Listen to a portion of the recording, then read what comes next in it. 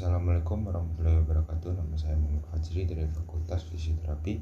Kali ini saya akan menjelaskan tentang sebuah alat krioterapi bernama cold pack. Pertama, saya akan menjelaskan tentang definisi cold pack.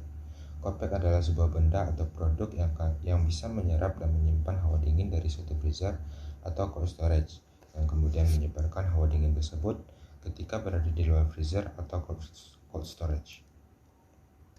Sama halnya dengan hot pack, cold pack juga memiliki beberapa efek fisiologis kepada tubuh manusia. Namun hot pack ini hanya mempengaruhi beberapa level metabolisme, hemodinamik, dan neuromuskular. Yang pertama itu metabolisme. Saat awal timbulnya cedera atau kondisi akut, akan terjadi peningkatan metabolisme, suhu jaringan tinggi sehingga timbul sehangat, lalu membuat pembuluh darah melebar atau dalam kurung vasodilatasi, sehingga aliran darah semakin banyak pada jaringan yang cedera. Energi dingin dari krioterapi tersebut akan diberikan dengan tujuan menurunkan metabolisme sehingga tidak akan semakin banyak jaringan yang mengalami kerusakan. Selain itu, energi dingin akan membuat pembuluh darah mengecil atau vasokonstriksi, sehingga aliran darah menurun dan membengkak bisa terkontrol. Yang kedua itu hemodinamik. Pada 5 atau 7 menit awal pembuluh darah akan mengalami penurunan aliran darah atau vasokonstriksi. Setelah itu timbul rasa hangat karena jaringan tersebut sudah berada di titik suhu paling rendah, sehingga energi panas dari tubuh yang lain akan menuju ke jaringan yang mengalami titik suhu paling dingin tersebut. Setelah energi dingin diberikan, akan terjadi peningkatan aliran darah atau yang bisa disebut sebagai vasodilatasi.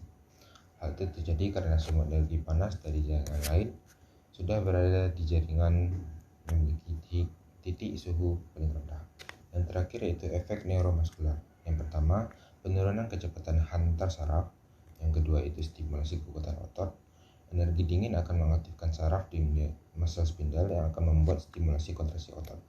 Yang ketiga itu nyeri. Sama halnya dengan alat terapi lainnya, cold pack memiliki beberapa indikasi. Yang pertama itu cedera atau sprain atau strain dan kontusi. Yang kedua sakit kepala, migrain, tension headache, dan cluster headache. Yang ketiga itu gangguan temporomandibular atau TMJ disorder. Yang keempat itu testicular deulus postural pain. Yang kelima itu nyeri postural operasi. Yang keenam itu fase akut arteritis, peradangan pada sendi. Yang ketujuh itu tendinitis dan bursitis. Yang kedelapan itu carpal tunnel syndrome. Yang kesembilan itu nyeri lutut. Kesepuluh nyeri sendi, dan kesebelas itu nyeri perut. Kontraindikasi dari pemakaian cold pack tersebut yaitu pertama Raynaud's syndrome, yang merupakan kondisi di mana terdapat hambatan pada arteri terkecil yang menyalurkan darah ke jaringan tangan dan kaki ketika terjadinya dingin atau emosi. Pada keadaan ini timbul cyanosis yang apabila berlanjut mengalami kerusakan anggota tubuh perifer. Yang kedua itu vaskulitis, yaitu bisa disebut sebagai peradangan pembuluh darah. Yang ketiga itu gangguan sensasi saraf, misalnya seperti neuropati akibat diabetes mellitus maupun depresi. Yang keempat itu cryoglobulinemia, yang merupakan kondisi berkurangnya protein di dalam darah yang menyebabkan darah akan berubah menjadi gel bila kena dingin. Yang kelima itu proximal cold hemoglobinuria, yang merupakan suatu kejadian membentuk antibodi yang merusak sel darah merah jika tubuh terkena dingin. Dosis dari pemakaian cold pack tersebut yaitu frekuensi pertama itu akut untuk 4 jam, kronis untuk 3 kali seminggu. Intensitasnya itu dari 0 sampai 10 Celcius. Waktunya dari 10 sampai 15 menit dan dilakukan secara kontinus untuk penggunaan aspek ini. Cara penggunaan cold pack tersendiri yaitu pertama, masukkan pack ke dalam freezer hingga membeku. Kedua, bentangkan sehelai handuk besar lalu letakkan cold pack di tengahnya. Lipat ujung-ujung handuk hingga membentuk bantalan. Ketika membungkus cold pack, handuk yang kering hanya akan sedikit menginsulasi pack sehingga menurunkan penghantar termal, membuat aplikasi terasa lebih nyaman, tetapi mengurangi pencapaian suhu. Banyak aplikasi yang menjadi tidak efektif karena bahan insulasi yang diletakkan antara pack dan kulit yang terlalu banyak.